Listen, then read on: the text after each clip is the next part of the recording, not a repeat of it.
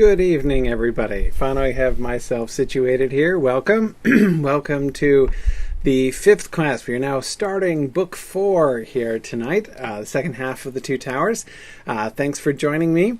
And I see at least one, I think Jana is here with me this evening. Yeah, at least one European boldly sticking it out here at, at what is it now? 2:30, 2:40 in the morning over there, Jana. Anyway, good, strong work there, Jana. Strong work. 3:40 over there. That's right. I keep forgetting. And good afternoon to the New Zealanders. Welcome, everyone. So we are going to talk about. We're going to talk about the first 3 chapters of Book 4. And I wanted to sort of start off by saying that, of course, it's not going to surprise you. One of the things that I really want to focus on is continuing to look at this sort of theme or motif that I've been tracing since we started the Two Towers. That is, in particular, I want to really focus on the choices that people make and the basis of their choices and how they talk about those things. And in particular, with Frodo today, we're going to get back into looking at some, you'll remember I talked a little bit about what I called Aragorn's fatalism in the first class. And the more I've thought about it, the more I hate that word. That doesn't seem to me like the right kind of word at all. Fatalism sounds like somebody who's saying nothing I do matters and everything is going to turn out the way it's going to turn out anyway, so nothing matters. And neither Aragorn nor Frodo talk that way at all. But anyway, those things I want to talk about because, of course, Frodo makes some very significant choices and talks about them as very significant choices in these chapters. But I want to kind of preface that by emphasizing that although I've been really interested in looking at that particular motif or theme as we've been going through the book here together in these classes, I want to just emphasize that I want to make sure that you guys know that I'm not trying to suggest that I think this is like the major theme or the central, heart of the Two Towers or something like that.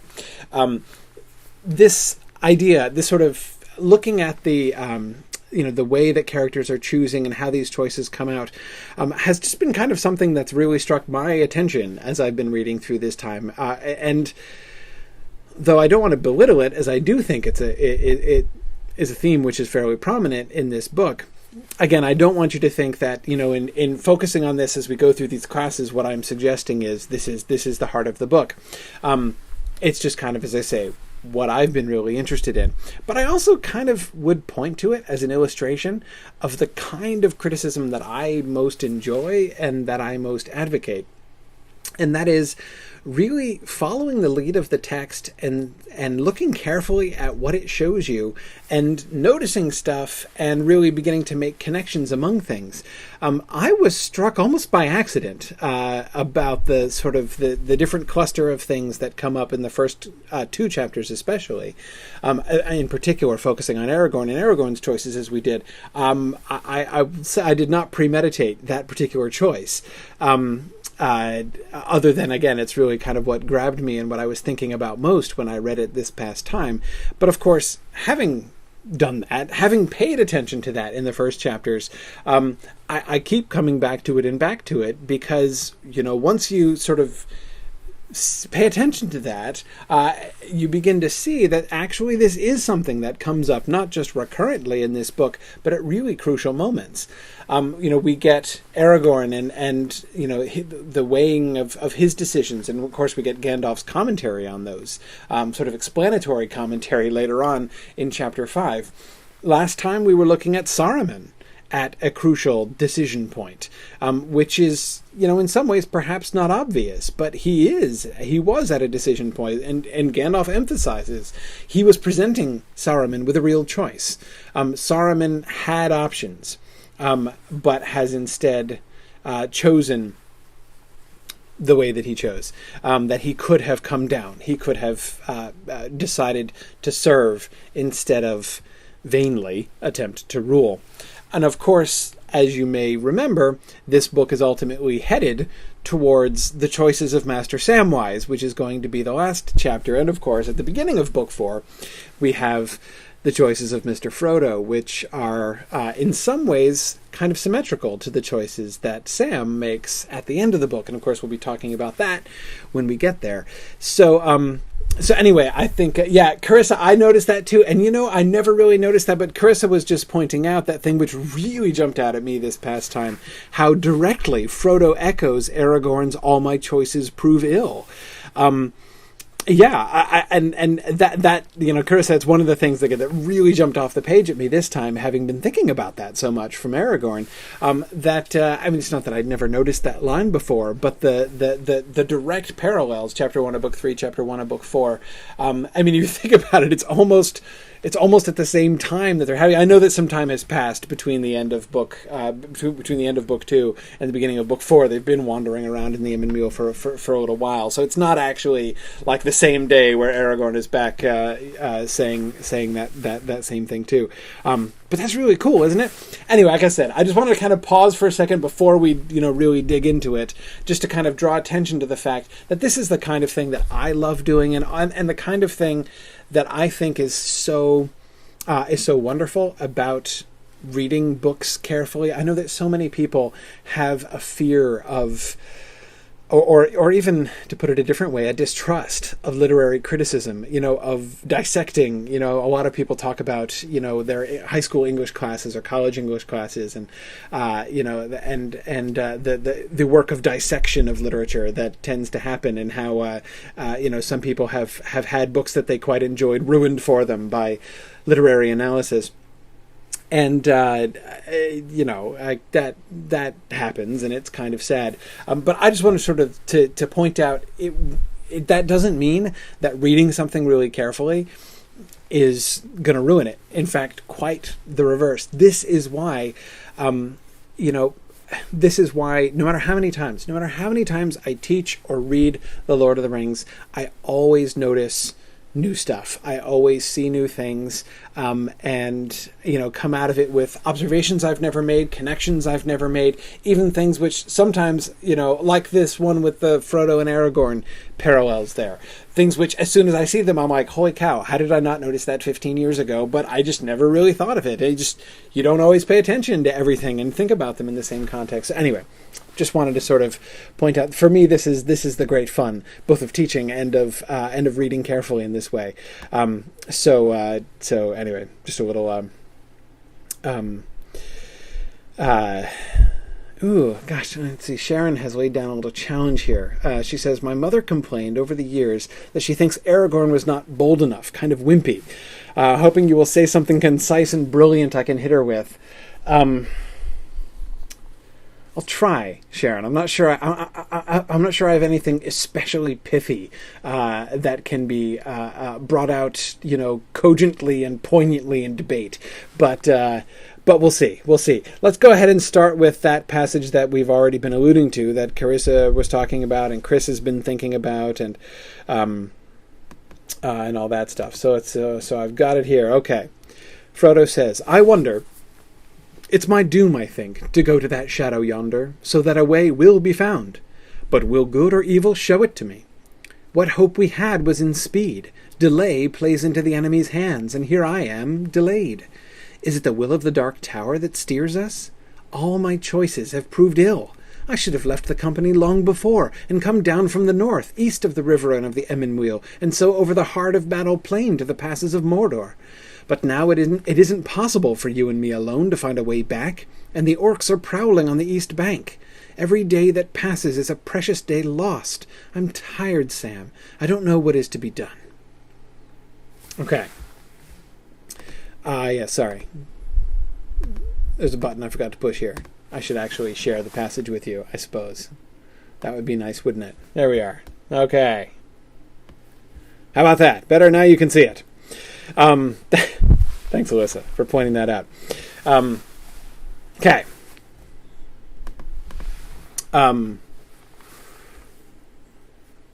So what do we notice here?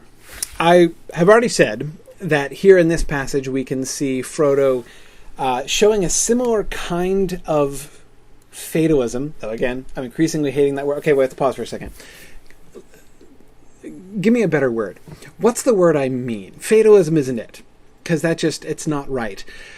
I'm talking about the way that both of them speak, the way they both of them consciously relate themselves to fate. That is, both of them Aragorn repeatedly seems to take guidance from things that he considers to be elements of fate. All the way back from the Fellowship of the Ring. Remember in the Fellowship of the Ring when he, when he's saying things like in the dell under Weathertop, when he's like, "We shall take the wood that is set here as a sign and camp here." Even when afterwards he's like, "Okay, in retrospect, I think camping here was a boneheaded idea," but still, at the time, he's looking for signs, which then he takes as guidance from fate in some sense. Sometimes it seems to be guidance from other people, like Gandalf, or even like Glorfindel, as when he finds the elf stone on the bridge and says, again, using the exact same phrase, "We will take this gem that was set here as a sign." Now, maybe he just means as a sign from Glorfindel, which indeed it is, a token, as Glorfindel calls it. But there is... But given that it's that same exact phrase that he has used before, I think there's more in it than that. I think that he's actually thinking of fate in a sense too. Now, Sharon makes an important distinction that I think is right. She says not fate but providence. Yes, yes. Those two things are arguably the same, or as Boethius, one of my favorite authors, has argued in one of my favorite books, The Consolation of Philosophy, it's the same thing looked at from two different ends. Providence being what it looks like when you think about it from God's point of view, and how he is laying everything out, and fate being what it looks like from within time, as it happens to us. But yeah, Sharon, I think certainly recalling Providence. Providence is certainly, I think, truer to the spirit of the way in which Aragorn seems to be talking about it. Again, it's what I am objecting to in my own use of the word fatalism, is that sense of fate, that sense of there's nothing I can do, everything is predetermined and prescripted, and I must simply resign myself to being a little chip of wood in the flow of this stream. That is exactly not how Aragorn is thinking there. He takes these things, these signs, as indicators of how he should act, like his own acts matter. So again, it's not fatalism in that sense. Providential, Sharon, I think, is more true to the spirit of how Aragorn seems to talk about it, that he is looking for signs that have been left providentially in this sense. Now,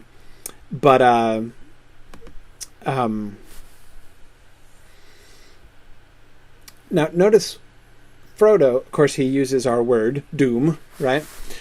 It's my doom, I think, to go to that shadow yonder, so that a way will be found. Of course, I've been making fun of that in my little subtitle here for this passage, because of course he's talking about how he doesn't know how to make up his mind. He doesn't know what doom to deem in the context of this doom that he feels is laid upon him. But notice the significance of that. It is my doom, I think, to go to that shadow yonder, so that a way will be found. Frodo seems to trust, almost blindly, blindly in the sense that he doesn't see what lies ahead of him. And he doesn't know how it can possibly happen, but it's my doom, I think, to go to that shadow so that a way will be found. He believes that it's going to happen. He believes that it is his doom to go there. He believes, he has a kind of faith in the idea that, not necessarily that he's going to succeed in his quest, but that he is going to be able to pursue the quest. He does not think he's going to, for instance, starve to death or fall off a cliff in the Emyn and die where he is. He believes he's going to make it there. A way will be found. I don't know how. I have no idea what that way is. But I believe he has hope. He uses that other important word here. What hope we had was in speed.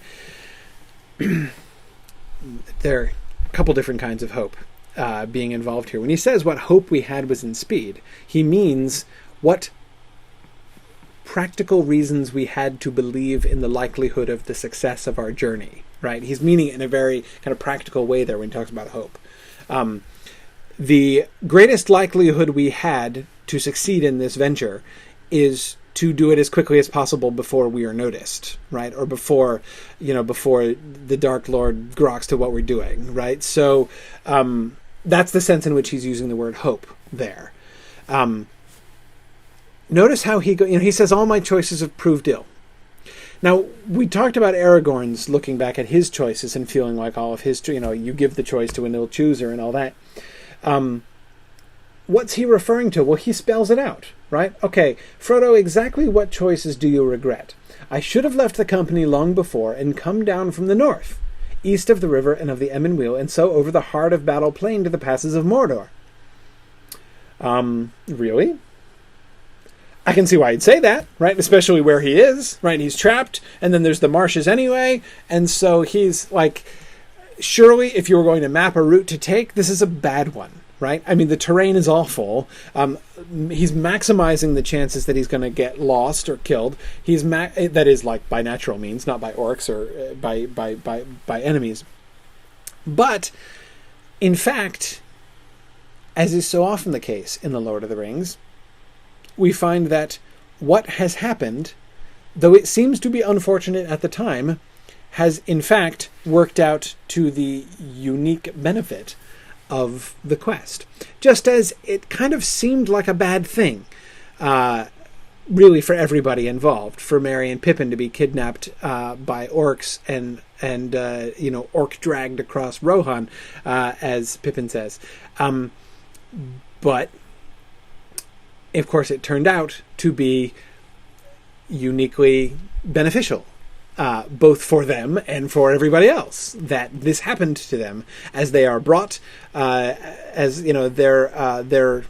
their orc dragging has served, as Gandalf explains, only to have brought them with wonderful speed and in the nick of time to the place where they never would have come otherwise, which was Fangorn, to be instrumental in arousing the Ents, like two pebbles which start a landslide in the mountains. Again, looked like a stroke of misfortune, turns out to have been uniquely fortunate, actually. The same, of course, is going to turn out to be the case with Frodo's journey here. This route, not actually a very advantageous one, it would seem on the surface, going around by the heart of Battle Plain, over the heart of Battle Plain to the passes of Mordor, as he suggests, sounds like it is obviously would be the better way. But given what we see later, actually that's not the case. There's no cover there, and orcs are traveling there all the time. And in fact, we see armies marching in from south and from north and east to come to Mordor. The odds of them being able to travel over the heart of Battle Plain to the passes of Mordor undetected are really small. Whereas what hope we had was in speed, not precisely true. What hope they have is in stealth, actually, and the way that they're going is in fact the maximally stealthy way, though inconvenient in lots of ways. But anyway, so we see on the one hand, Frodo is not accurate. It's understandable, his doubts about his choices and his frustrations about his circumstances. It sure seems like they're kind of hosed where they are. I mean, it's easy to understand how he feels that way. And yet, he believes, one way or another, a way will be found. There will be a path that will come open, but will good or evil show it to me? Notice the implication of that. He believes not only that somehow it's going to work out, but that it's going to work out through through some external agency, right? He knows he can't find the way. He knows he is inadequate to this task. Therefore, if it is true that it is his doom to go to the shadow yonder, somebody is going to have to show him how to do it and how to get there. He doesn't know who. Might be good or might be evil, but somebody is going, not just somehow it's going to happen, but someone is going to show him how to go there. And this seems to be why he jumps so quickly to the immensely counterintuitive idea of taking Gollum as a guide. Hey, there's somebody who's been tracking us for hundreds of miles. He has like a vendetta against me and in fact my entire family. He's been pursuing us stealthily for hundreds of miles with the desire to strangle me in my sleep. And I am keeping from him the only thing that matters to him in the world. He sounds like the perfect... I think the only logical thing... I'm going to recruit him, right? I'm going to take him under my protection and take him along, because upon whom could you place more solid trust than upon a person in such a circumstance? I mean, that's completely mad, right? From one way of looking at it, that is a completely, absolutely harebrained idea, and yet we see that it's already in the back of his head, not Gollum in particular. Will good or evil show it to me, right? A means is going to be made open to me. A guide is going to be provided. So here we go, Sharon. See, I'm using your Providence language here now. A guide will be provided, so that when they're sitting there staring at Gollum, okay, we've captured him. Do we stab him? Right now, just execute him here on the spot? Or what else do we do? Instead, he's like, the guide. Look, it's the guide. I knew somebody would show up, and here's Gollum. Not what I would have picked, but hey, it's here, right? And that choice seems to be very heavily influenced by his... Okay, we still didn't come up with a word. I still need a word. This is where I would say fatalism if I haven't abandoned that word, but I have. And there's not a providence equivalent, is there? Providentialism? That's just not a word. Not a good one, anyway. Carissa and Sarah spontaneous... Okay, Carissa and Sarah at the same time suggest destiny. Chris and Tom simultaneously suggest faith.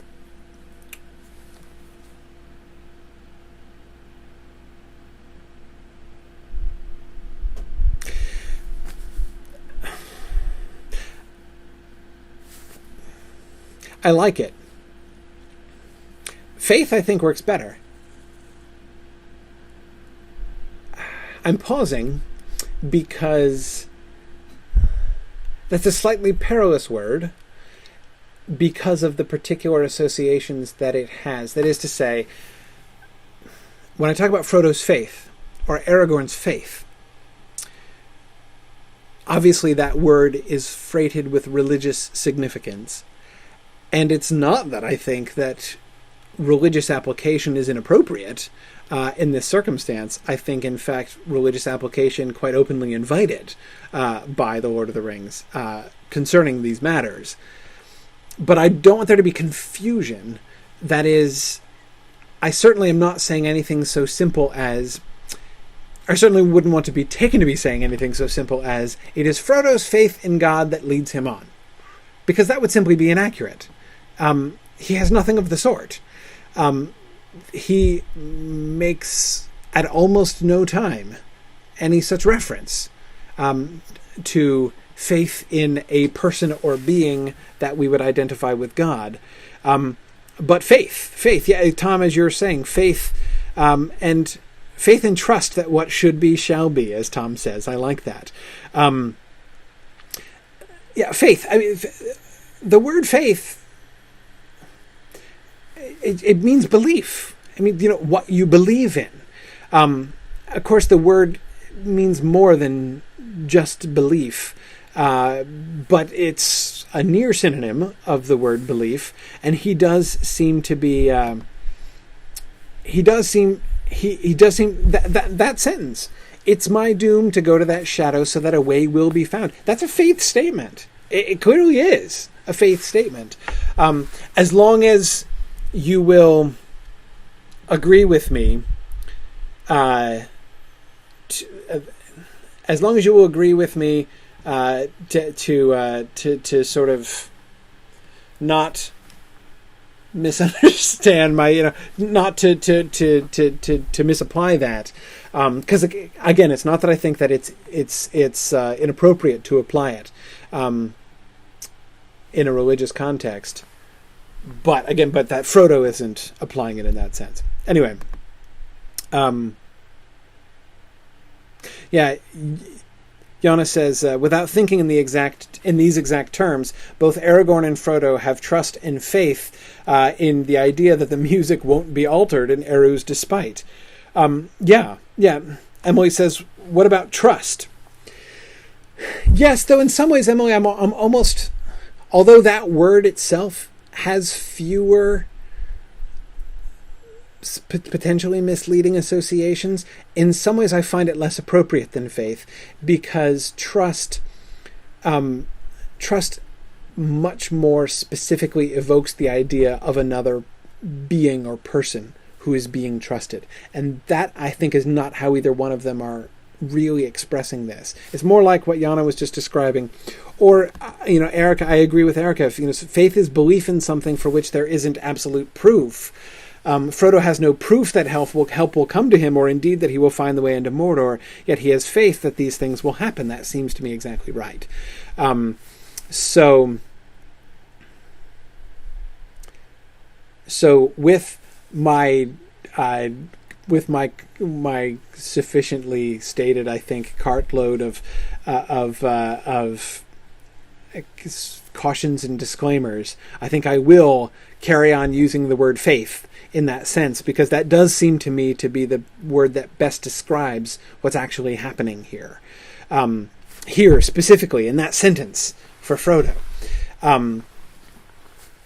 But you'll notice his, I don't know what is to be done, his I'm tired, Sam, his every day that passes is a precious day lost, is, if you want to say it this way, a failing of faith. That is, he is not taking the next step, or rather he's saying, he shifts from, I believe that a way will be found.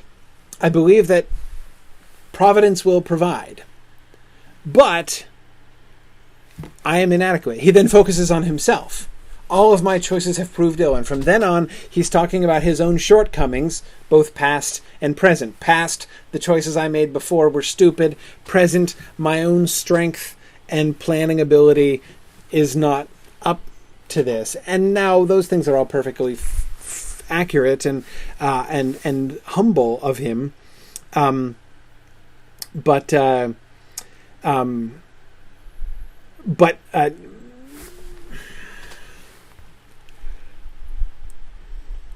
they seem to be, I think there's a kind of, I won't say a contradiction, but a kind of tension, a kind of pulling apart between the beginning of this paragraph and the end of this paragraph. That is, in the beginning of the paragraph, he's saying,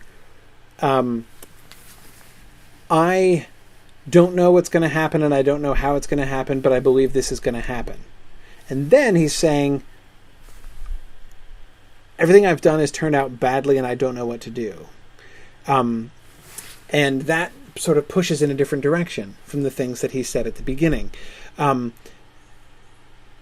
The conclusion, if it's true that it's his doom to go to the shadow so that a way will be found, that someone, good or evil, is going to show it to him, if that is true, then, no, you're not strong enough. No, you're not clever enough. No, you don't know your way around here well enough to find a path on your own. But that's okay. See Part A, right? So we see him kind of struggling in both directions. Trust the Force, Frodo, says Ed. Yes. Hang on, let me both Sarah and Yana are making another pitch, in a sense, here for destiny over faith. Let me explain why I chose faith over destiny, though I like them both. It's not that I don't think that the word destiny is appropriate, because I do. I think that destiny is a fine word to be using here, but the reason I like faith better is that it works in the context that I'm wanting to use the word better. That is, when these characters are saying these things or acting in these particular ways, they are showing what? Fatalism was the word I'd been using, which I am rejecting, right? Faith works there.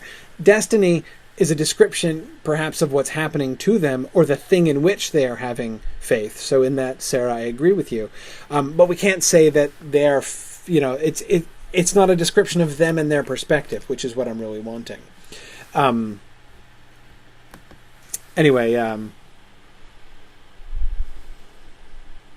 Yeah, Tom, I agree with you. I don't think that Tolkien would have seen the doubts that Frodo clearly has as a denial of faith. Not at all. And I'm not trying to fault Frodo for thinking the things that he's thinking there. Just sort of pointing out that we can sort of see him going in both directions. This is the struggle that both Frodo and Sam are going to be experiencing. This is one of the things that makes The Lord of the Rings as a story and these characters as compelling as it does, is that Tolkien does so plainly see both sides of that. One of the main criticisms of The Lord of the Rings that you hear from ignorant people, by which I mean people who obviously have not really read The Lord of the Rings either at all or carefully at all, one of the common things that you'll hear people say, which may be one of the most annoying things I hear people saying about The Lord of the Rings, is Tolkien is so black and white. Like, everything is, like, all the good guys are totally good, and all the bad guys are completely evil, and there are no shades of gray in Tolkien. And I don't know of any, I cannot think of an author who has treated shades of gray with more delicacy than Tolkien has. All of his good guys have doubts and struggles and temptations and all of his bad guys similarly are all nothing is evil in the beginning, right? And we can see the way and he has done a more interesting and compelling job of showing the steps by which a person gets from being a pretty good person with quite good intentions to becoming a completely, wicked, what seems like a completely depraved and abandonedly wicked person.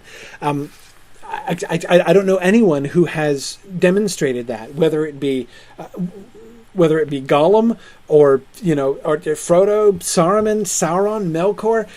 Any of them. He shows that really. Anyway, I don't need to tell you guys this, but anyways, Tom, just to get back to your point here, this is, I think, one of the things we see both in Frodo and in Sam, and can see all the way along. Neither one of them is simply a paragon of faith and hope, right? Both of them are experiencing really interesting challenges and temptations in this way. Frodo, when the guide shows up unexpectedly, Frodo gets a little guidance. And this is a remarkable passage because it's the only example. You will have noticed, if you've been listening to me or especially been taking classes with me, you will have noticed this tendency of mine. Whenever I make an absolute statement, whenever I make a statement that says only, always, never, or something like that, I almost always actually stop in the middle of this. Like, do I want to finish this sentence? Is that right? Can I think of any counterexamples? I'll say it. This is the only time in The Lord of the Rings when there is this kind of a flashback, when we get a word-for-word, full passage flashback of something that happened before. We get lots of references, lots of recollections, even quotations, brief ones, like, quoting, don't meddle in the affairs of wizards, for they are subtle and quick to anger. But this kind of a flashback, where we are brought back to a passage back in Chapter 2 of The Fellowship of the Ring, and we sort of relive that, right? And so it's, on the one hand, for its uniqueness in that sense, kind of jumps out. It's like, okay, Tolkien at this moment wanted to make sure that we remember something that was said before, and he was so adamant that we remember this thing that was said earlier in the book that he's actually said it all again in italics here in the middle of the passage. In which case, we should bloody well pay attention to this thing that he has gone so far out of his way to remind us of. And of course, what he's doing here, one of the things that, well, let me read it and we'll talk about it. It seemed to Frodo that then I'll come in again. It seemed to Frodo then that he heard, quite plainly but far off, voices out of the past. What a pity Bilbo did not stab the vile creature when he had a chance. Notice the voice out of the past he hears is his own, right? Pity? It was pity that stayed his hand. Pity and mercy, not to strike without need. I do not feel any pity for Gollum. He deserves death. Deserves death? I dare say he does. Many that live deserve death, and some die that deserve life. Can you give that to them? Then be not too eager to deal out death in the name of justice, fearing for your own safety. Even the wise cannot see all ends. Very well, he answered aloud, lowering his sword. But still I am afraid. And yet, as you see, I will not touch the creature. For now that I see him, I do pity him. Okay. What do we see here? Again, fascinating, isn't it? The voice that he hears out of the past first is his own. That is, he finds himself his own, in his own mind, whatever it is that's causing this flashback. Because note, it's not just a flashback for us, right? Frodo is hearing this quite plainly, but far off, right? So he is actually hearing these voices, his own and Gandalf's, in his own, in his mind's ear. If your mind has eyes, it can have ears, right? These sounds. Okay, so what's happening here? On the one hand, we're getting the clear juxtaposition of Frodo and Bilbo, right? Well, I guess there are sort of three things that are being put side by side. Three things, really, that are being juxtaposed. One is Frodo standing there holding Sting to Gollum's throat, right? The other is Frodo commenting on, so that juxtaposed with Frodo's attitude back in Chapter 2, the one that's expressed here, right? And, of course, the third scene that both of them point back to, the one explicitly, the one by parallel, is Bilbo and Gollum, and Bilbo's choice to spare Gollum's life at the end of Chapter 5 of The Hobbit, when he has pity on him and doesn't kill him. And this is, of course, the moment that was anticipated by that moment in Chapter 2 of The Fellowship of the Ring. When he is commenting back upon Bilbo's choice, what a pity Bilbo didn't stab the vile creature when he had... Boy, Bilbo really blew it, right? What a sad choice that was. How much trouble could have been saved if he had just offed Gollum back then? None of this would have happened. Gandalf, obviously, supports Bilbo's choice and points out the irony of his particular wording. Pity. It was pity that stayed his hand. Notice the difference. Pity and mercy. What's the difference between pity and mercy? Ever think about that? Mercy, not to strike without need, right? That's, I think, the clarification there. It was pity that stayed his hand. Pity and mercy, not to strike without need. So mercy is just not killing somebody who deserves to be killed, right? That's what it means to have mercy on somebody. Not to kill somebody who doesn't deserve to be killed, who has done nothing to merit death. That's not mercy. That's just not being a jerk, right? I mean, that's being unevil. It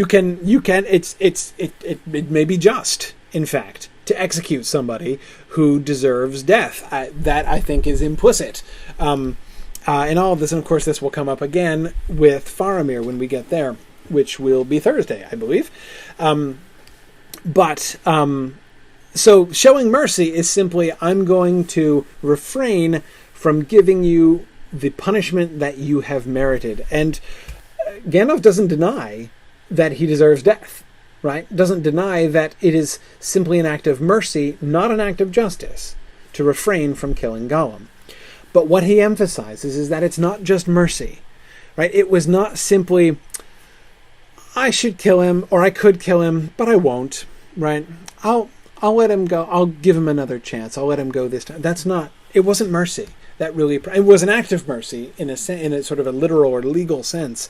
But it wasn't mercy that motivated him. It was pity that motivated him. And what's the difference? What's the difference between pity and mercy? Pity is about being affected by somebody else's suffering. Seeing and taking and having compassion on the misery or suffering of another person. taking somebody else's pain seriously. That's what pity is, right? Pity gets such a bad rap in our society. Nobody wants to be pitied, right? Everybody feels insulted if they're pitied. They feel like they're being patronized if they're pitied. Pity is just somebody else looking at you and saying, I see that you're suffering and I care about that, right? It's really sad, actually, the way that pity is treated in our society, I humbly think.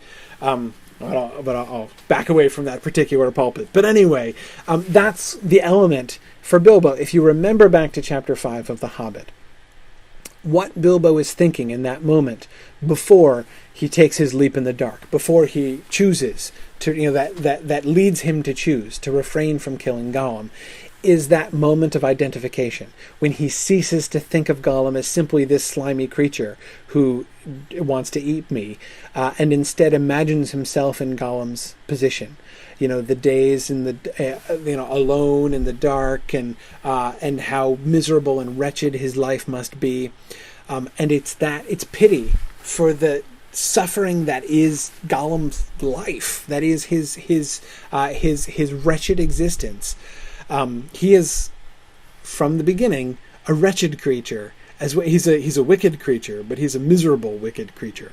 That's the pity that he has. It's that compassion that leads Bilbo to choose that. It's that compassion which Frodo entirely lacked. What a pity Bilbo didn't stab the vile creature when he had a chance, right? I do not feel any pity for Gollum. He deserves death, right? He has done bad things. He should be killed. And notice what Gandalf points out here. Be not too eager to deal out death in the name of justice, fearing for your own safety. It's not objective justice that's motivating Frodo. What's motivating Frodo? What he goes on to say right after this quotation, it's not included in the flashback, but if you go back to the Fellowship of the Ring, what he actually says next is, I'm sorry, but I'm frightened, right? That is, he himself recognizes, as soon as he's rebuked here by Gandalf, gently rebuked, but rebuked by Gandalf, what he immediately recognizes is, it's not an objective desire for justice that makes him want to see Gollum killed. It's because he's afraid. It's because he is motivated by his own self-preservation, and he knows that he has personally been brought into danger by Gollum, and therefore he wishes that he would rather that Gollum be killed than that he himself be brought into danger. That is the opposite of pity, right? To disregard someone else's situation, someone else's suffering, because you are paying attention to your own instead, right? That's what Frodo is experiencing back in chapter 2. Here, now, he says, and yet as you see, he's like talking to memory Gandalf, whom he thinks is dead, and yet as you see, I will not touch the creature, for now that I see him, I do pity him. Now he has compassion on him. Now he can't just execute him. Even though you would think his fear would be greater now, right? I mean, not only is it was everything that was true of Gollum back in chapter 2 still at least as true now, but now you've got the fact that, this is the guy who's been pursuing them. They are in very real danger from Gollum, both in terms of murder by night and by somebody who can now easily expose them, who could at any time have easily exposed them, now certainly very easily. So anyway, those things are certainly even more in force now, and yet now those things are being trumped by pity, because now that he sees him, now he, like Bilbo before him, is able to sort of establish that imaginative link between himself and Bilbo, and in a sense, it's much stronger, because now he has a further link between himself and Gollum that Bilbo never had. Or if Bilbo did have, he had no concept of it at the time. Because, of course, when Bilbo had pity for Gollum, he was pitying merely his wretched, solitary, sort of pathetic, lonely, squalid life underneath the mountain. He had no idea, certainly because in 1937 it didn't exist, but even afterwards, Bilbo had no idea about the ring and what the ring had done to Gollum, and that he himself was now the holder of the ring and in danger of having the same thing happen to him. Bilbo was clueless about, in any version of the text, Bilbo was clueless about any of that, right? So he didn't have, but Frodo does have that. Frodo does know. He knows the power of the ring. He knows the role that the ring has played in making Gollum into what he is. He feels the effect of the ring on himself, at least to some extent. He has seen its impact on others. Boromir has got to be still pretty present in his memory, right? So Frodo has much more cause in this sense, or much better grounds for pity than Bilbo even did. By the way, I said if you go back and compare it to the Fellowship of the Ring, one thing that's interesting, if you go back and compare it to the Fellowship of the Ring, the quotation is not exactly the same. In fact, there's one change. Fearing for your own safety is added. Gandalf didn't say that back in Bag End. That might just be an error on Tolkien's part, that he meant to go back and change the part in Chapter 2, and that didn't happen. But it's interesting, actually. And what I take from that is that element is one that he wanted to that Tolkien wanted especially to stress here, and whether he was going to change it back or not, that is, I think, something that is being imported back into that passage, or being rendered more explicit in that passage in this new context in which it's being placed. Yeah, good.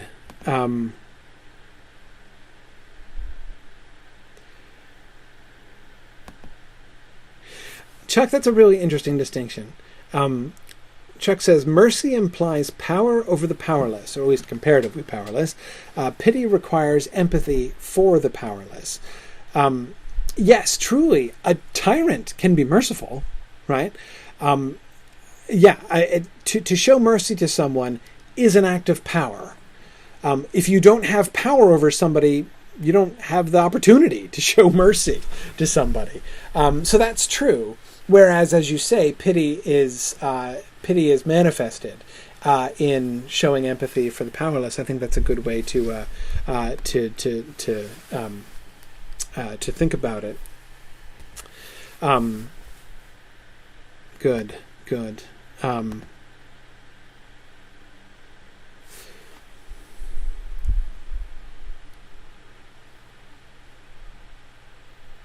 Okay, sorry, I'm just scanning. Good. And Alyssa has pointed out a second deviation, because Alyssa, I knew that you would be noticing the differences back from the Fellowship of the Ring version. Yes, that not only is there the fearing for your own safety addition, but she also points out the fact that justice is replaced. Judgment is the word in the name of judgment. Justice is the word that is used here. And again, I think it's being made to emphasize that both of those, Alyssa, I take to be emphasizing that same thing, right? When you are afraid for your own safety, when you're actually just trying to protect your own hide, you can enact something which you enact in the name of justice, right? You can deal out death in the name of justice to protect yourself, right? And it might be just in a sense. I mean, it's not to say that, you're necessarily fooling yourself. But the point is that justice on its own is not what's motivating you. It might be an act of justice, but it's not performed for the sake of justice. It's performed out of fear. It's performed for the sake of self-preservation.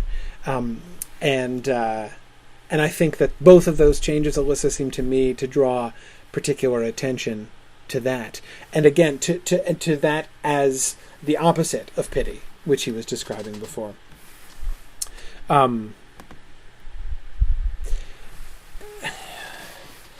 Patrick asks an excellent question, which, okay, I'll just read it. Patrick says, at this time Gandalf is back, and he can put thoughts into people's minds. Could Gandalf have been communicating with him, reminding him? We saw him do this, right? We know this is this happens. It happened on Amon Hen, right? Gandalf was the voice. We had the eye and the voice, and it was Gandalf's voice, of course, that was in his head saying, "Fool, take it off." Of course, you could tell it was Gandalf because he was calling him a fool, right? But anyway, so we do know that Gandalf can do that. It's the kind of thing that he has done and can do. Could this actually be Gandalf communicating with him?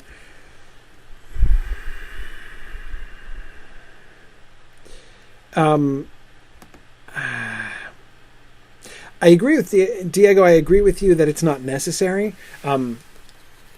As Diego says, Frodo is in that exact situation that was under discussion in that discussion. So it's very natural for him to be reminded of that moment here. It doesn't need, sort of direct telepathic connection here to recall that. I certainly agree with that, Diego. It's absolutely not necessary.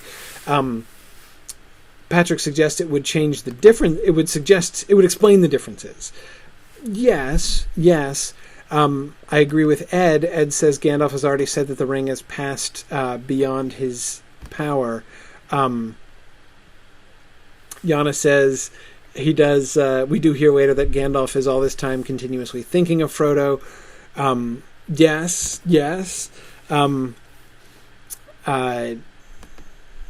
Yeah, Brianna is mentioning that too. Gandalf is ever thinking of them and searches for them with his mind, but they are hidden from him. Yeah, Brianna, that's what I would emphasize too.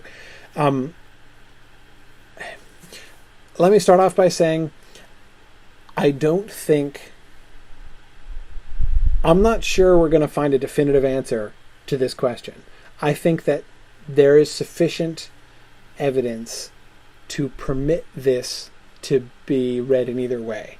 The direct way in which he's hearing these voices out of the past, this is not just, oh yeah, wasn't I talking to Gandalf about this? In retrospect, I feel like an idiot for what I said back there. Now I totally see what he meant. This is very different from that kind of thing. He's hearing the voices quite plainly, and we get it narrated again, right? He's hearing it echoing in his mind. That's not just a normal memory. So, and we've got the Amon Hen precedent and those references to his thought going towards Frodo. There is enough, I think, to justify that reading, that Gandalf is actually, in a sense, intervening here. Or somebody else intervening here. But I incline against it, mostly because of those other things. When Gandalf says that they have passed beyond his power, and also the extent of the ignorance that he professes about what's going on with Frodo and where he is and what's going on. He doesn't know anything about Frodo since Amon Hen. He does claim Amon Hen. I mean, he openly says that was him and that he knew the struggle that Frodo was under and that he escaped it, but he doesn't know anything else and has had no contact with him since. It seems to me that, although it's not open and shut, I would say the preponderance of the evidence is against this being a direct Gandalfian intervention in Frodo's mind here. But that's not to say there isn't an intervention. I'm just not convinced it's Gandalf. Anyway, I'm being spectacularly inefficient tonight. Let me carry on. This is a very closely related discussion that Frodo and Sam have. The topic of this discussion is hope, in a sense. But hope, I think, is closely related to the issues of doom and of choice that we were looking at before.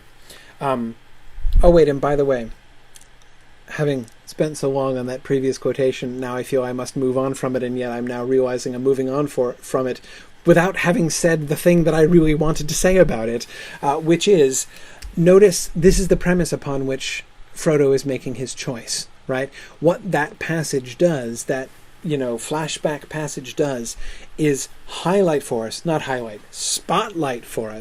What is the reason? What is motivating Frodo? What, to think in Aragornian language, what is the sign that guides him to make the particular choice that he makes?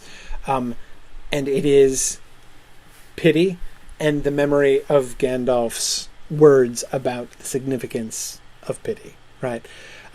He doesn't kill Gollum because he pities him. And he now sees the truth in what Gandalf says, that pity is indeed a good thing to be guided by, and has been in the past a good thing to be guided by. Again, maybe it seems to you right now, Frodo, right now, meaning in Bag End in Chapter 2, maybe it seems to you singularly unfortunate that Bilbo did not kill Gollum. I, Gandalf, am suggesting to you that, in fact, it may well be uniquely fortunate that he did not. That the pity of Bilbo is going to guide the fates of many, right? Is going to influence the fates of many. So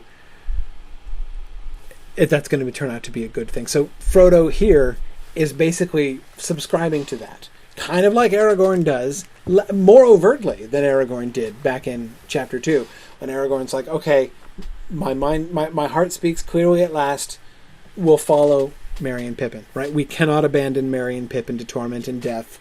Off we go, right? And Frodo is here saying, okay, I can't kill him. That's obviously not right. So I'm not gonna. Therefore, I've got to, and I can't leave him. It would be obviously unwise to just let him go. It would be wrong to kill him. Therefore, I'll take him with me. And, oh, I was waiting for a guide. Look, okay, not what I had in mind, but here it is, right? And thus, he comes to that initially enormously counterproductive, or not counterproductive, counterintuitive conclusion to take his would-be murderer and assassin as his guide. Yeah. Yeah, Brianna, we're getting to that passage. We're gonna come back directly to the passage you were just quoting, and I hope to get to that passage that you just quoted.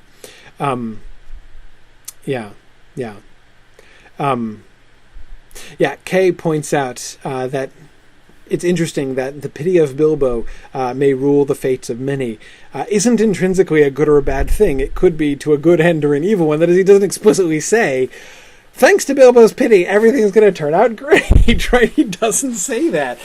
May rule the fates of many, one way or another. I agree with you about the potential ambiguity of that, though certainly the implication in the context of it is that Bilbo's pity upon Gollum will turn out to have been a good thing, as of course it does, and as will Frodo's pity here. But anyway, now we can move on to my next passage here. They're talking, of course, about their food supply.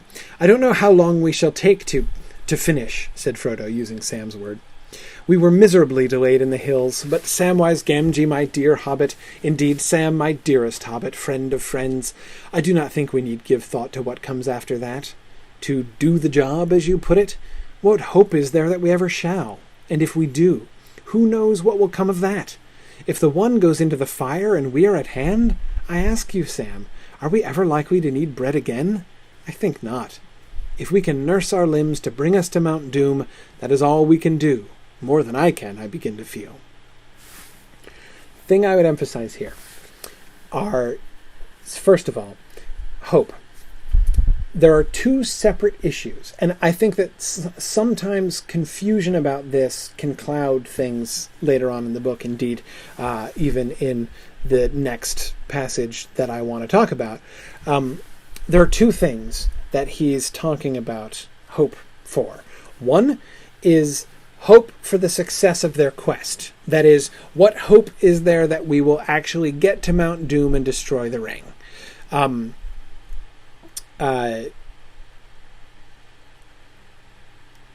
If we can nurse our limbs to bring us to Mount Doom, that is all we can do. More than I can, I begin to feel. That last statement is a doubt, is a questioning of his hope in the fulfillment of their quest. How high is his hope that they can do the job, that they can succeed in their quest? He has some faith that it's going to be that a way will open, but he certainly does not have anything like rock solid faith that they're definitely going to win, right? That the quest will definitely be achieved. But that is distinct from hope for his life and Sam's following that. And I think that those are two really distinct things in his thinking here. You've got, what hope is there that we will successfully destroy the ring? Then, different question, what hope is there for us in our survival after that, even if we get there? We're probably going to die on the way there. If we get there and succeed in the quest against all odds, then we're definitely going to die, right? His statement is that he has no hope, no real hope for them, for their survival, okay? He does have some hope that they're going to succeed. And that hope comes not from reason, not from like, well, I've calculated the odds of our success and, we have a fair shot. No, they don't have a fair shot. They are like an enormous long shot, and everybody knows it. Indeed, remember the Council of Elrond, that was kind of the plan, right? Hey, let's do this, because this is staggeringly unlikely, and it has almost zero chance of succeeding. That's the reason we should do it. Remember, that's the kind of counterintuitive thinking that both Elrond and Gandalf do. And I think we should choose Frodo because this may be done by the weak as well as by the strong. Really? Seriously? Like, weakness gives you what's the advantage in weakness exactly? Elrond explained that a little bit more. Anyway, that's exactly the way that they're thinking, right? So again, it's not about, I've worked out the odds and, Vegas says bet on us to fulfill the quest.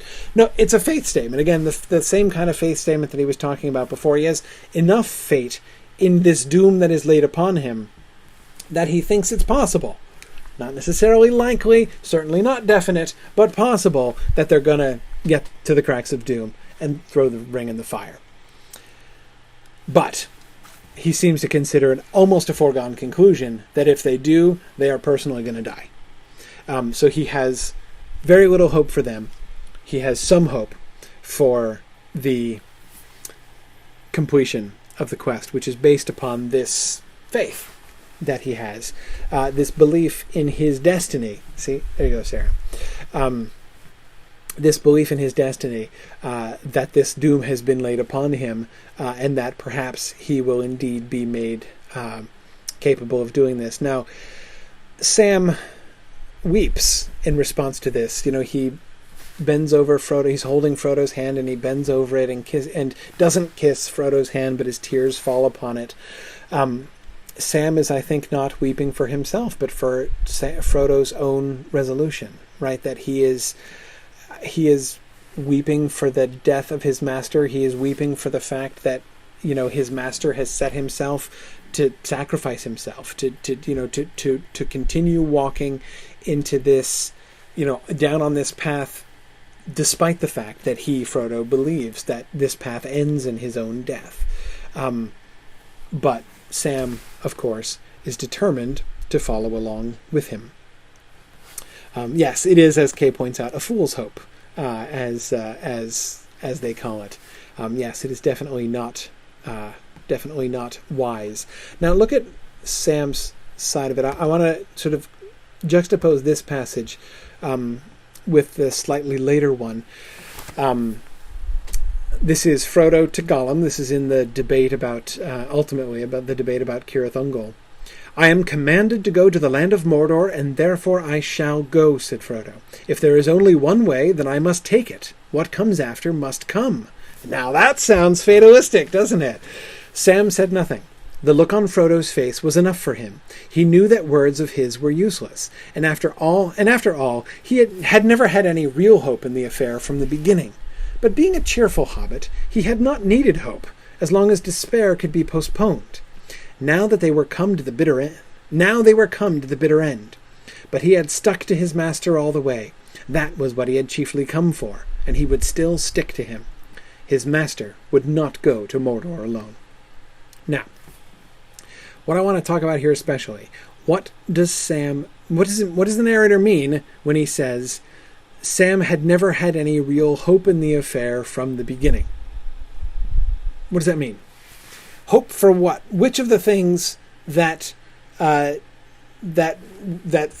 is talking about? Is this Sam saying, I never thought we were going to get the ring there. I thought this was completely useless from the beginning.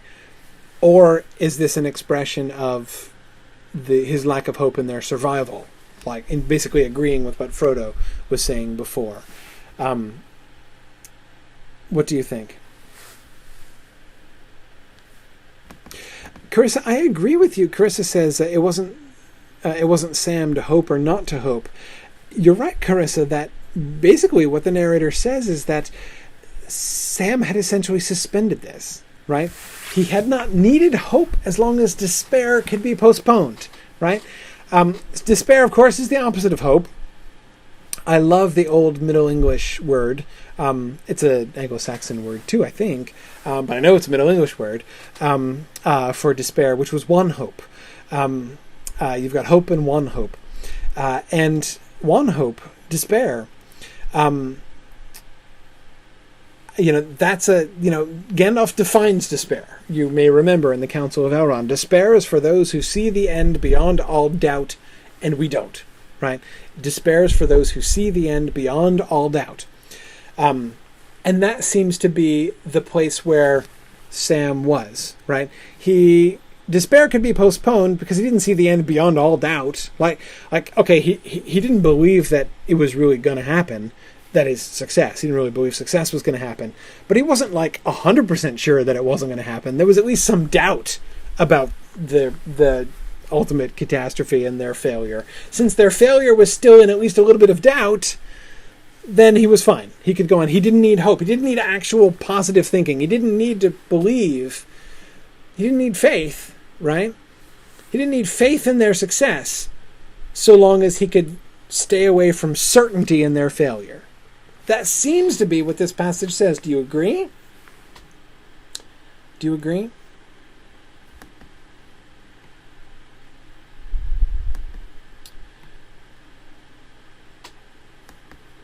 Let's see.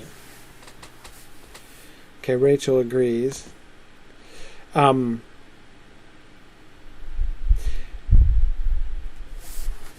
Carissa points out quite beautifully, Sam is not so much involved in this faith and hope question because his focus is on the other one, on love. Of course, these are what are called the three theological virtues: faith, hope, and charity. Faith, hope, and love. I prefer charity myself in the older sense of the word caritas or agape, as Paul was using it. But anyway, yeah, love. That's the third leg of that particular stool: faith, hope, and love. And you're right, love is what Sam is focused on. Faith and hope he could do without because he had love, right? And this is what he's doing. His master would not go to Mordor alone. That's what matters, right? That's what matters to Sam. Are they going to succeed? Not relevant to him, anyway. That's not why he's going, right? That's never was why he's going. But you won't go without me, surely, Master, he says, back in the Council of Elrond. What he's saying, of course, is exactly not, your odds of success without my assistance are much, much less, right? No. You must take me along and therefore significantly increase your chances of achieving your... No, that's never what he said, right? That was never what it was about.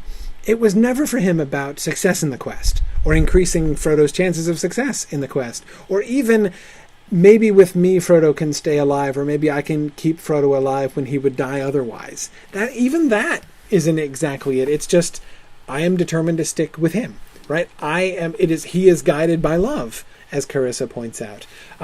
It's not about Sam is certainly not at this point saying things like, it is our doom to go to that. That's not how he's thinking, right? He's thinking about Frodo and his devotion to Frodo, and that is what to him matters. And perhaps is one of the reasons why he didn't need hope so much as not despair.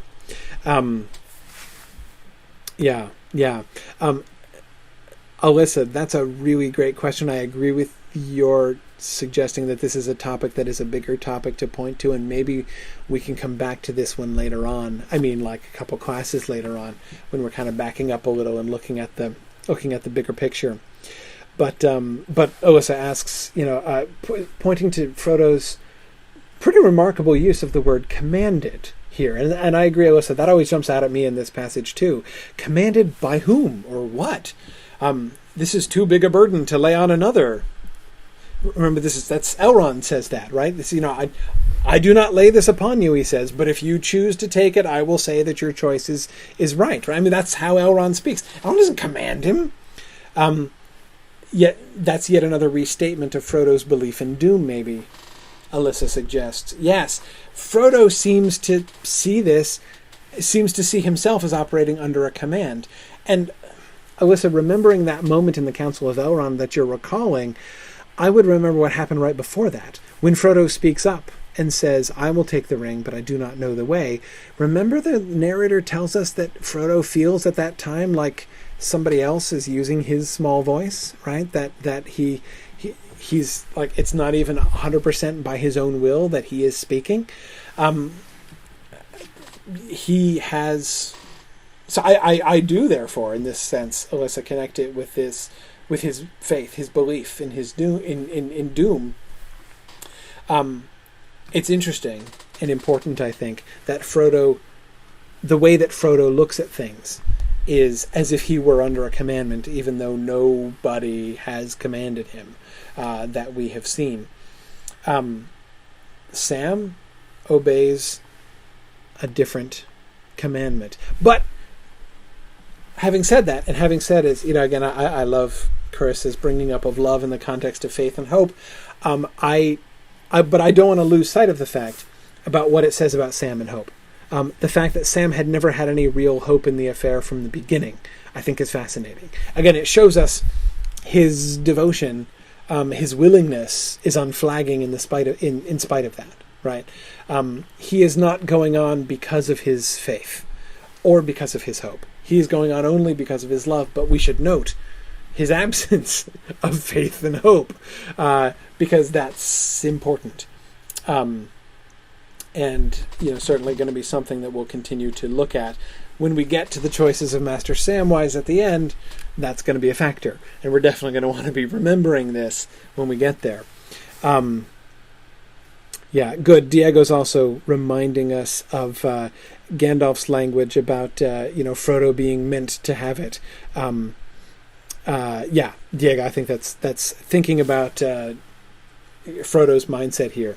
I think, Diego, you could argue that he has sort of internalized this much more now, certainly than he had back then. Remember his response then, Gandalf says, and that may be a comforting thought, and Frodo says, it is not. Right? There's nothing comforting about that. Well, whether or not he's comforted or not, he has certainly embraced that. He has certainly internalized that much more at this point. Kay says, this whole book is just Sam's there and back again story, isn't it?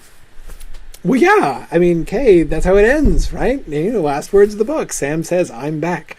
And the one thing, I said, and I remember I said at the time when I was sitting in the movie theater, as the credits were beginning to roll on The Return of the King, the first time I saw it, and I said aloud to the person I was sitting next to, I can forgive an enormous number of things that I disagreed with in the adaptation choices that Peter Jackson made. I can forgive almost all of them for the fact that he maintained the ending of Sam returning home and saying "I'm back" at the end. The fact that he kept that was covered over a multitude of sins for me. But anyway. Okay. And again, I'm sorry I can't get to everybody's comments, but still have a lot to talk about in 8 minutes in which to do it. I want to shift for a moment, and I'm sorry if in some sense I was sort of conscious as I was organizing the passages I really wanted to talk about here tonight. as I was kind of organizing them, I'm sort of conscious of sort of skipping around a little bit more than usual, because all of these things are connected together in some really complicated ways, which I hope, in a different sense, will sort of sort themselves out as we continue on through book 4. But let's look at Slinker and Stinker. Let's look at what's going on with Gollum. And what I want to pay attention to here is, in particular, I want to look at the two different sides of Gollum, the two different sides of Gollum's debate. And here what I want to do in particular is carefully read what is there. How is this scene depicting the two different sides of Gollum? How can we characterize these two different sides of Gollum based on the text? Of course, one of the things that I'm thinking of, as I'm sure you can tell, is to be careful not to be unduly influenced by the film. Even though I will say from the beginning, I won't talk about it too much, I think, but anyway, but I will say at the beginning, I like the treatment of Gollum very much in the films. I think that the way that it handles Gollum, especially in the Two Towers film, is he deviates from the depiction of Gollum in the book fairly significantly at several points. But I like it. I mean, that the story that it tells is itself compelling and really, I really enjoy Gollum in the films. I think it's very well done. But set it aside now. Focus just on this. The other thing that we need, in a sense, to set aside, though I want to compare and contrast a little bit, is Gollum as we get him in The Hobbit. But I'll come back to that in a second. So, as I read this, what I want you to be doing, discipline now. No conclusions. Don't give me conclusions. Don't do interpretation. Observations only. Okay? Give me observations. Not big picture stuff. Specific observations about the characteristics that we can see in both Gollums. Okay? In both sides of Gollum as he's debating with himself. Give me the attributes of those Gollums. And then we can kind of put together those observations and try to come to some conclusions. Okay? So don't jump to conclusions. This takes discipline. It's really tempting to sort of start saying bigger interpretive things. Observations. Objective facts. Data about Gollum. That's what we want to begin with. That's what we have to build from. Ed has started preemptively, very good. The pale light and the green light alternated. I think that's significant. I agree, Ed. It's one of the first cues that we get. A pale light and a green light alternated in his eyes as he spoke. Good. That is a fact. That is an observation. Okay, now I'm going to read it. Feel free to go ahead and type in your observations as I read. Gollum was talking to himself. Smeagol was holding a debate with some other thought that used the same voice but made it squeak and hiss. A pale light and a green light alternated in his eyes as he spoke.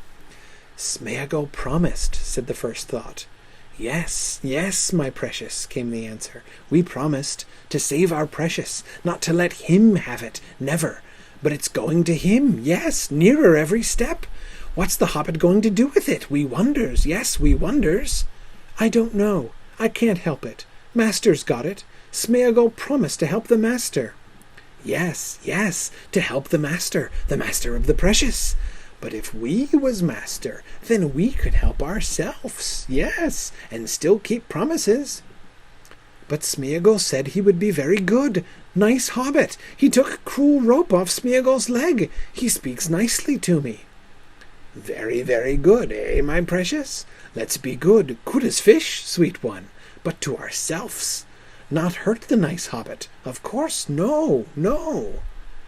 But the precious holds the promise, the voice of Smeagol objected. Then take it, said the other, and let's hold it ourselves.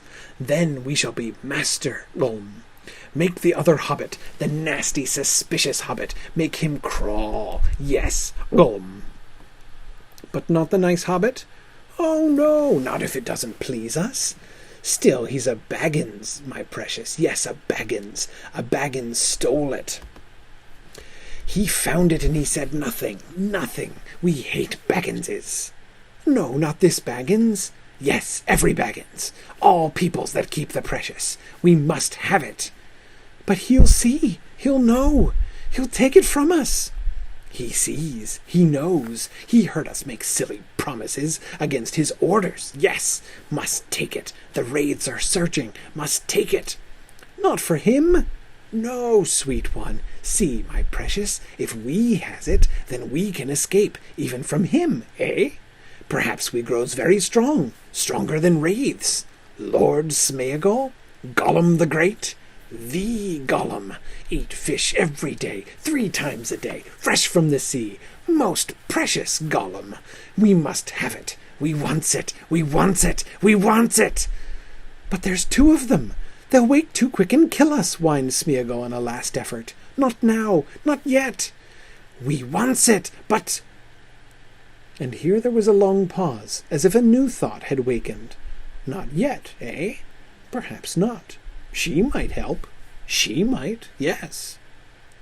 No, no, not that way, wailed Smeagol. Yes, we wants it. We wants it. Each time the second thought spoke, Gollum's long hand crept out slowly, pawing towards Frodo, and then was drawn back with a jerk as Smeagol spoke again. Finally, both arms, with long fingers flexed and twitching, clawed towards his neck. Okay. Good, lots of observations. All right, let's see what you got. Emily asks a good question. What color is pale? And Emily, that's a wonderful question, because that image, that usage, a pale light, is used very frequently by Tolkien. That comes up a lot. And a pale light is not always good. I think we have to be careful here not to see the pale light and the green light as like white of innocence and goodness, and the green, like venomous green. We've got venomous green light. Remember in the description of Isengard, we got the venomous green that was coming up from under the ground. So like the green is poisonous and treacherous, and the white is pure and pale. I don't think that's necessarily the case. Like undead things glow with a pale light sometimes, frequently.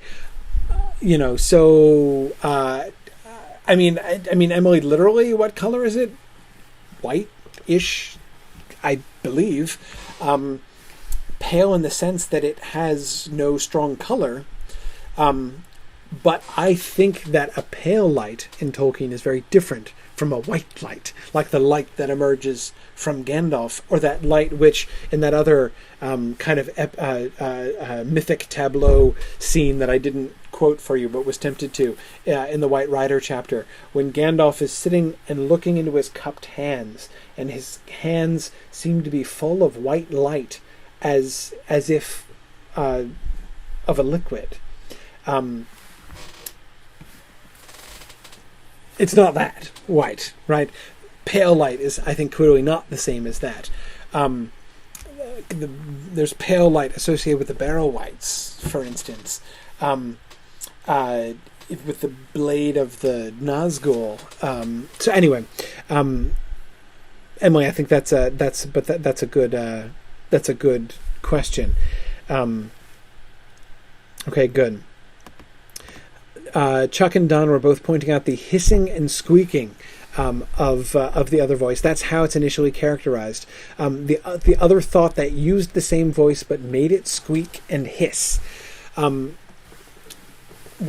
we get the two things that are associated, these two external descriptors, right, associated with the two voices before we hear any of the content of what they say. One is associated with a green light and with a squeaking and hissing voice, and the other is apparently less squeaky and hissy voice and with a pale light.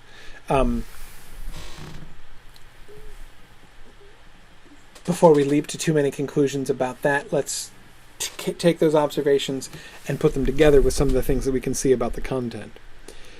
Okay, good, excellent. Several of you pointed out one of the things I think very striking: the pronouns. Don and Yana both.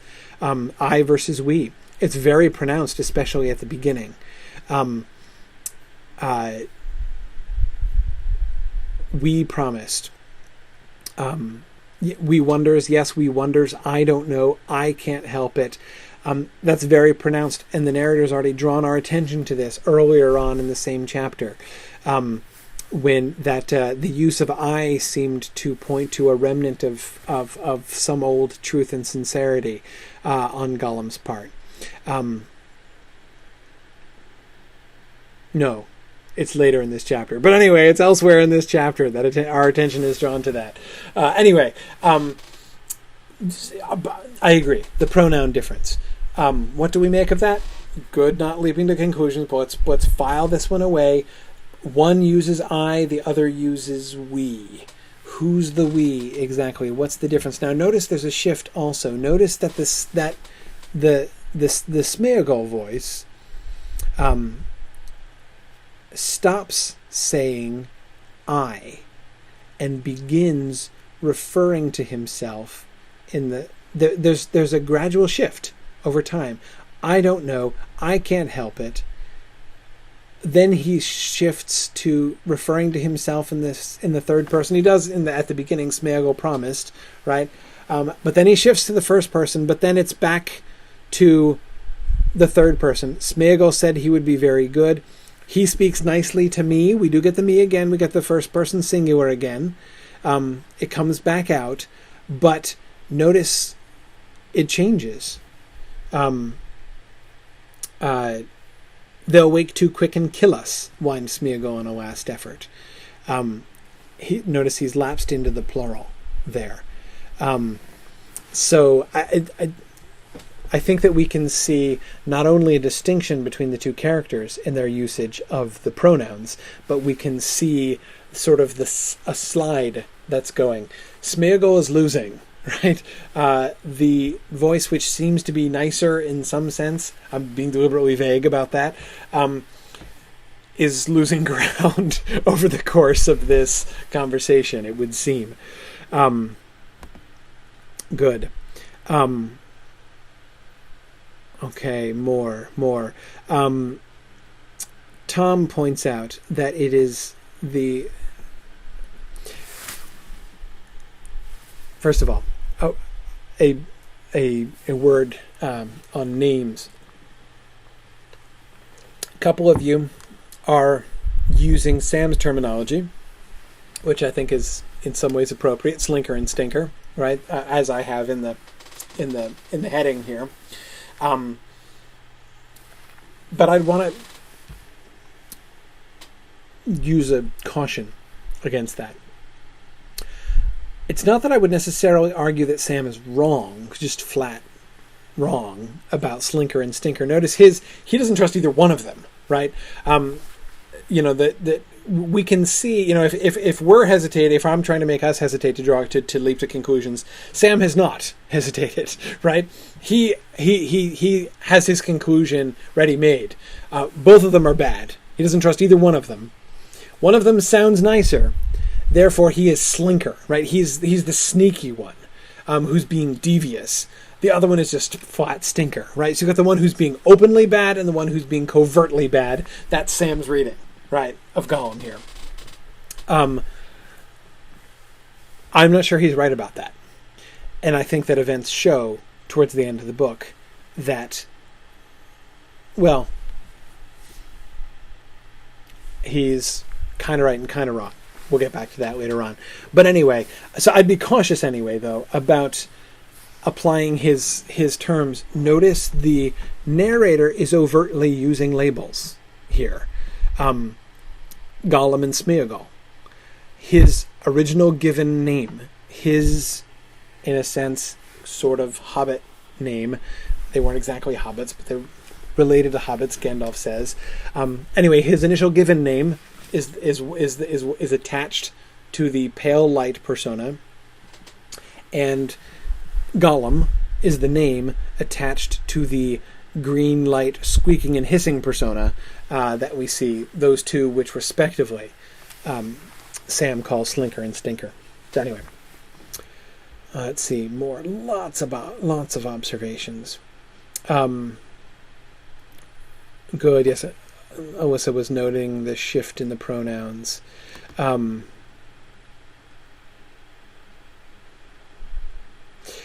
Sarah points out that Gollum uses precious for his own alter ego, as well as precious, capital P, for the ring. Does he conflate himself with the desire for the ring? Sarah, that's a great question. And the that I guess my simple answer to that would be yes. We pointed out the pronoun thing, that Gollum always uses the plural pronouns. One logical question then is, Gollum, who's we? Who is we exactly? Do you have just a divide? Like, you talk to yourself all the time, so you have kind of, it's just you and yourself, right? You've yourself and your own. If you have an alter ego, you don't generally talk to it, right? But anyway, you and your own sort of personification of yourself, or is it the ring that he's talking to? And the answer seems to be both. That there does seem to be, in Gollum's mind, a fundamental lack of separation there. There is no us without the ring. When he says we want it, obviously he doesn't mean the ring and I want the ring, right? It's the ring that he's talking about. But I'm not sure that distinction is even clear there, right? That the we which is me and the ring, want to be reunited. Yeah.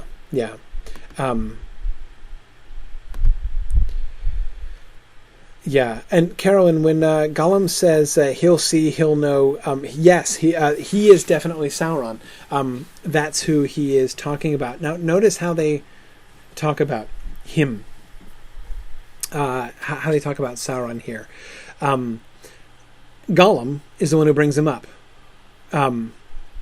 Smeagol promised, yes, not to let him have it, never, but it's going to him, yes, nearer every step. So you notice the first move of the Gollum voice here is rationalization, right? He doesn't, Smeagol says, I promised. Smeagol promised, right? Okay, I made a promise. Gollum's answer is not, yeah, whatever, screw the promise, right? Forget the promise. Promises don't matter. That's not what he says. He says, okay, we can work with that, right? We promised to save the precious and not to let him have it. Okay, let's save it, right? He's taking it to him. I can easily rationalize seizing the ring and saying that I'm not breaking the promise, right? But notice the response. Smeagol promised to help the master. That's actually what he promised. If you go back and look at it, Frodo says, speak your promise. He asks earlier, he says, what will you swear? And he says to be very, very good, which is a dangerously vague promise, right? He says to be very, very good and never to let him have it. That's the stuff that Gollum here is referring to. But Smeagol remembers that's not the actual vow that he took. That's what he said was going to be the spirit of his vow. When Frodo says, speak your promise, he says, we promises, yes, I promise, and he uses the first person singular, I promise to serve the master of the precious. That is actually what he has promised. And that's what Smeagol reminds him of. No rationalizing betrayal, pal. Smeagol promised to help the master. To which Gollum responds, oh, I can handle that one too. No problems, right? Yes, to help the master of the precious. But if we was master, we could help ourselves and still keep promises. No problem. There's a way around that promise, right? But Smeagol said he would be very good. Notice what we see here. Several of you are pointing out that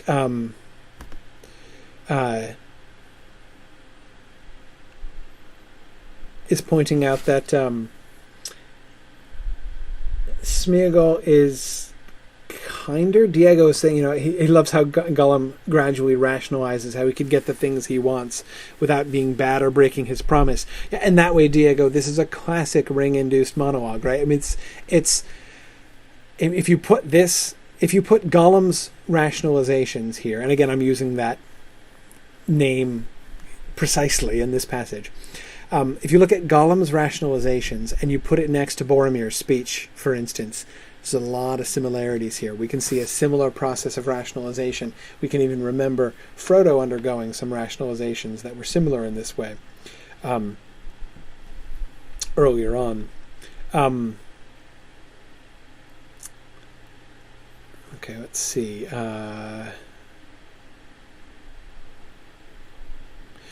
Rachel points out just sort of thinking about this. Both seem to hold the promise as important. Both of them do recognize that the promise is significant. The only question is their attitude towards it. One saying, we should be faithful to the promise, and the other saying, we can get around the promise. We can be sufficiently cunning and devious to gratify our desires while still keeping the letter of the law. But the fact that the letter of the law need to be kept is not debated by either one of them. The question is, which one of them is attached to the spirit of the law and the other is not, right? And this puts me in mind of the Gollum who went away a long time ago. I mean the Gollum who went away in the late 40s when the first edition of The Hobbit was revised. The Gollum who would never, never, never cheat at the riddle game. The first edition Gollum who took the keeping of promises very, very seriously and was quite earnest about it and very apologetic and fearful lest anyone even suspect that he would not keep his promise. It sounds to me, a memory of that Smeagol here in the Smeagol character. He seems to actually care about the spirit of his promise. And notice there is something that is a response to Frodo's pity, at the very least a recognition of Frodo's pity. Nice hobbit. He took cruel rope off Smeagol's leg. He speaks nicely to me. There's a connection between them. Frodo feels it. Frodo's aware of it. Gollum is too, on one level, and is responding to it on one level. There are definitely positive feelings. This is where I think Sam is wrong. It's not just Slinker, right? He's not the one arguing deviousness. He's arguing for honesty, at least to some extent.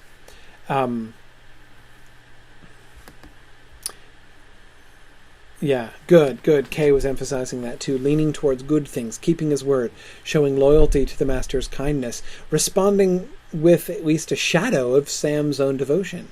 Again, a distant shadow, small fragment of Sam's devotion. But again, there's like the seeds of that devotion. Nice hobbit. He speaks nicely to me. By the way, I love... Let's be good. Good as fish, right? What the word good means to Gollum, as opposed to Smeagol, is very different. When Smeagol said he would be very good, he means that in a moral sense, a general sense. Let's be good. Let us be good in the sense of being faithful and devoted and trustworthy and things like that. Good to Gollum means good as fish. Like good for you, right? Something which nourishes and supplies you with the stuff that you need and want. That's what's good, right? Fish are good, not in any moral sense, in a nutritional sense and in a taste sense. Fish are good because I like fish. Fish are good because fish makes me strong, makes eyes bright, fingers tight. Right? I'm quoting what Gollum will be saying later on. That's what fish are good in that sense. He argues, bad Gollum argues, let's be good in that sense, good to ourselves. Let us look out after. Let us be. Let us do what is pleasant to us. Let us do what is to our own advantage, not being good in this other vaguer sense. NK is pointing out to Gollum, the ends justify the means, right? Whatever means are taken, he doesn't care. You can see K. I agree. I think with what if I'm following your implication, which I think I am, thinking back to the conversations we've been having about all of this stuff. It's Gollum, it's green-eyed Gollum, which is following the kind of Saruman-style ends before means way of thinking. Smeagol, pale-eyed Smeagol, is arguing the means over the ends, right? No, we should do what is right. We should act in ways that are right because they are right. We promised, we should keep that promise. Frodo has been kind to us, we should be very, very good to him. Not only because we promised, but because he merits goodness, because he's been kind to me. Good.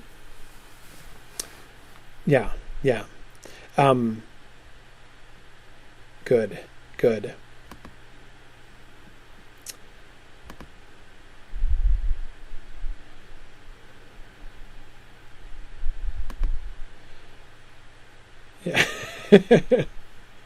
Yana says it was of course technically Sam who took the rope off. Yeah, but nobody's under any doubts about who was responsible for the taking off of the rope, even if it was Sam's hand who took it off. It was also Sam who then immediately thereafter threatened him with the rope again.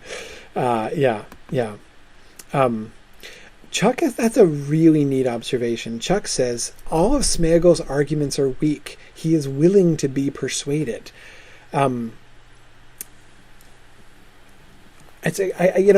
Weak is a word that's been coming up in a whole lot of your observations. And I'm not just talking to Chuck. I mean, many of you are referring to the one voice as the weak voice, which I think is fascinating. I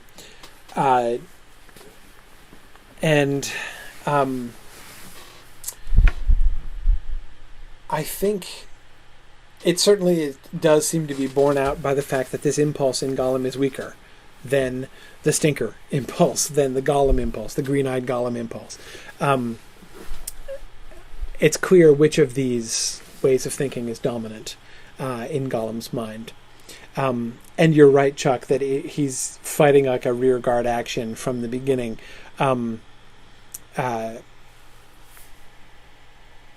not the nice hobbit, right? Oh no, not if it doesn't please us. Mind, I'm not saying that no, but I'm saying not if it doesn't please us, right? So we even have like Gollum equivocating with himself here. Okay, well, I guess if we don't kill the nice hobbit, if we don't make the nice hobbit crawl, we can make Sam crawl. That's okay, right? I'm willing to agree with that. I didn't make any promises about that, and Sam has frankly, not been too kind. Chuck,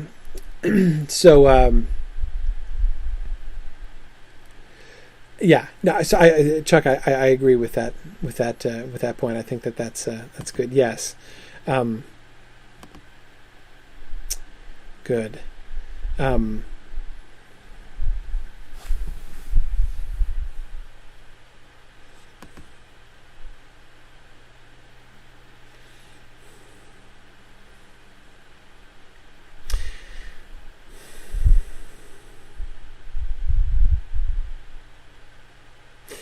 Several of you have been using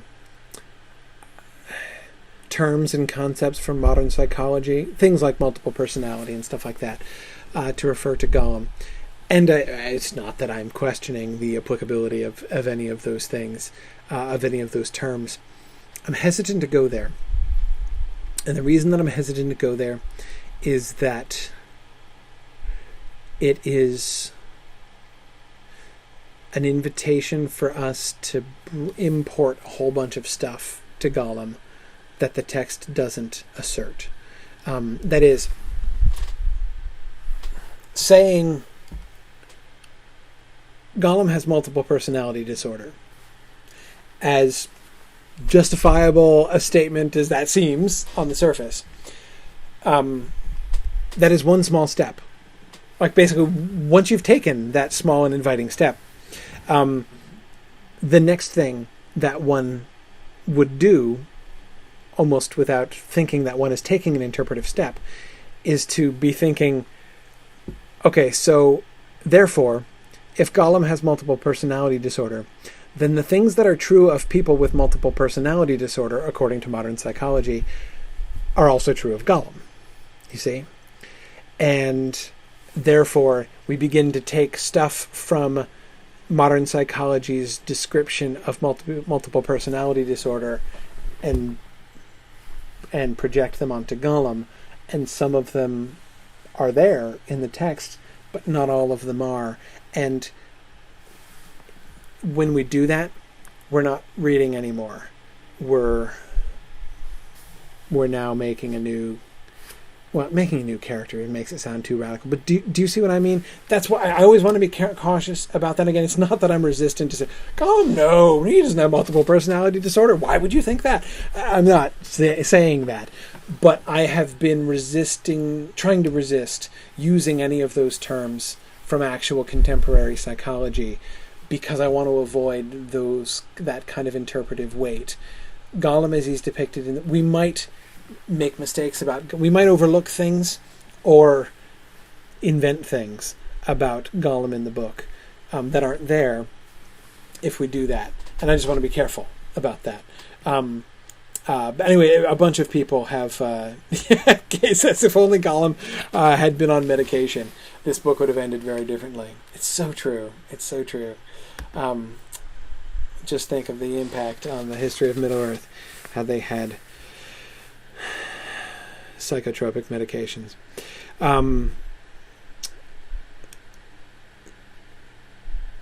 Carolyn, wonderful observation. Carolyn, this is exactly my favorite kinds of observations. Minutiae. Fantastic. Carolyn says, Gollum refers to himself as Lord Smeagol, ? Gollum the Great, ? The Gollum, ! The punctuation is interesting. 2 question marks followed by an exclamation point. The Gollum is also italicized. Really cool. It's like he's trying them out. Lord Smeagol. Maybe we could be, the question marks convey a wealth of implication, right? Maybe we could become Lord Smeagol. Gollum the Great. I love Gollum the Great. The Gollum. Our name will just become a title, right? Like Caesar. We're not. It's not just going to be a family name. It's not. Well, it wasn't his family name technically, but anyway, it's not just going to be a cognomen. It's going to be a title now. Everyone is going to want to become the Caesar, right? So Gollum is going to be like that, right? Everyone's going to be. I'm going to be the Gollum. It's going to become like an order. That's fantastic. But I agree, Carolyn. I think that the shift, or rather I would say the escalation from the question marks to the exclamation point is significant there. This is where we see his fantasy taking him away, just like it took Boromir away, right? When Boromir was throning himself as a king benevolent and wise and all that stuff, this is exactly where Gollum is going here now. Eat fish every day, 3 times a day, fresh from the sea. And it was Sharon, was pointing about this, that he mentioned this. He's never been to the sea. And what do we make of that connection with the sea? Certainly, I mean, at the very least, he's never been to the sea, as he says. He has associations with the sea as something remote and something exotic. He's heard that the fishes from the sea are really great. So on the one hand, it's a fairly simple, again, sort of elevation of himself. Like, granted, I'll eat fish, but I'm going to eat awesome fish. Like, that is like Gollum's idea of what it would be like to be ruler, right? If you could rule the world, that would mean eating fish from the sea. Yeah. Carissa says he fails the test, and also points out that the people who fail the test die. That Tolkien is kind of ruthless in this way. Yeah, but I would urge you to remember, though, Boromir's death isn't a failure; it's a success. Right? He dies not because he failed the test. He dies because he conquers, or in his death he conquers, and. In a different sense, the same could be said of Gollum, couldn't it? But we're getting ahead of ourselves here. Anyway, Diego, I agree. It's so cute how for him being almighty means to eat fish 3 times a day. Very good. Recall Gollum's overheard argument with himself in The Hobbit, if you can, chapter 5. When Bilbo overhears, when he's invisible, he's just put on the ring accidentally and discovered that he's invisible, and he's listening in on Gollum's conversation. As a point that I made in my book, my Exploring the Hobbit book, was that if you look at that debate, people who are coming to that from the Peter Jackson Lord of the Rings films to the depiction of Gollum in The Hobbit might kind of project onto it a like good Gollum versus bad Gollum dichotomy there. And in The Hobbit we don't see that. In The Hobbit it's like different voices of different thoughts in his. One is more sort of anxious, and the other is so we see him like his own thoughts and his own worries and fears kind of going back and forth, but we don't have so one is kind of a little bit more optimistic and the other one's a little bit more pessimistic, but it's not a question of one has virtuous impulses and the other one is just wicked. That doesn't really factor in there. It does here. It clearly does here. And we do see in Gollum here like an ongoing set of choices. Again, remember, everybody is making choices in this book. The Two Towers, notice here at the beginning of class, I was like, this is not the dominant theme of the book, and now here I am spouting off on it. But you can think about the Two Towers as the point. This is where the choices are made, where the paths are chosen, right? Where the company splits up and go on their separate ways. But again and again, we see people who are pursuing, who are choosing their path. And sometimes they are in the middle of it, and their choices are a drama that stretch throughout the book. Gollum, I think, is one of those, where we see Gollum at the beginning in the taming of Smeagol, and here in this moment, and where we're going to see him later on in Henneth Anun, and then again in Cirith Ungol. These are decision moments for Gollum. We see it with Frodo, we see it with Sam, we see it with Aragorn, we see it with Saruman, we see it with Gandalf, though he's, I think, probably the one character who is furthest down the road. He's reflecting back to choices that he's made. His path, he's chosen his path, but even his description of lying there on the mountaintop and being sort of in touch with all of the suffering of the world and the groaning of overburdened stone. Remember that passage we talked about? All of that stuff seems to be sort of factoring into a choice. I don't think he had to come back. I don't think he was compelled to come back. So I think that even there we can see sort of a choice of paths being made.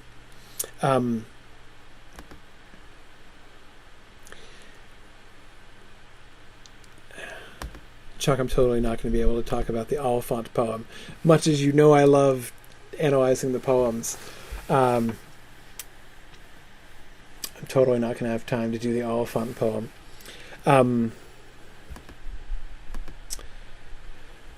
Uh,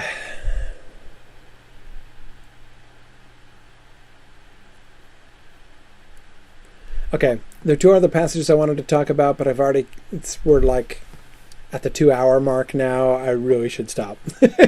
We'll pick those up next time. The two, just to sort of review, so that you can be thinking about them, because I will talk about them at the beginning of the next class. One is when Frodo threatens Gollum. When he tells him that he would command him to leap from a precipice or cast himself into the fire, to choose two random examples of what he might command him to do. We're going to talk about that passage, and of course I want to talk about the passage that a couple of you mentioned. Brianna, I think you were quoting this in a comment earlier on, talking about that passage when we are reminded of Gandalf that at the moment when Frodo is standing there in indecision before the Black Gate, trying to decide whether to go with Gollum to Cirith, whose name he doesn't know. At that exact moment, Gandalf is on the steps of Orthanc, having a palantir chucked at his head. And the sort of the significance of the juxtaposition of those two scenes that we get there in that moment. Those are the two other things that I wanted to talk about and to get a chance to talk about. But I said we'll try to do that next time. Ed asks a very excellent and sensible question. When is next time? Soon, because I call all time soon. No, it's going to be Friday. I can't do Thursday. I have to change the schedule this week. I have a thing that's come up on Thursday that I have to do, so I can't do Thursday. But Friday, I'm thinking, same time on Friday, so 4:30 p.m. Eastern time. So the normal Thursday time, but on Friday instead is what we're going to do. And I know that conflicts with philology, but I'm sorry. But I don't have too much choice about that. Anyway, yeah. We'll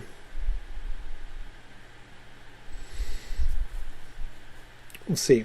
We'll see what I can do. I might change the time, because Ed, I had been thinking about that too. I don't want to conflict with it. It's the Mythgard philology class with Tom Shippey that I would be conflicting with there. Yeah. So I might move it back so that it doesn't conflict too precisely. Jana, I would have to make it later if I did. But we'll see. Maybe I will go earlier, Jana. I know that would make it inconvenient for people, but anyway, I'll do what I can. And anyway, in any case, I will announce when exactly it is.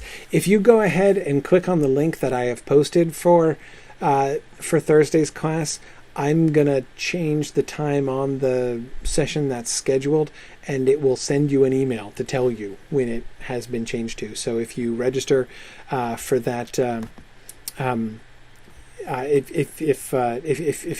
if you register for that session, it will notify you when that is. So I'll try to displease as few people as possible by that. So thanks very much, everybody, and I will see you one way or another soon at the end of the week to talk about Faramir and stuff. So thanks very much. Good night.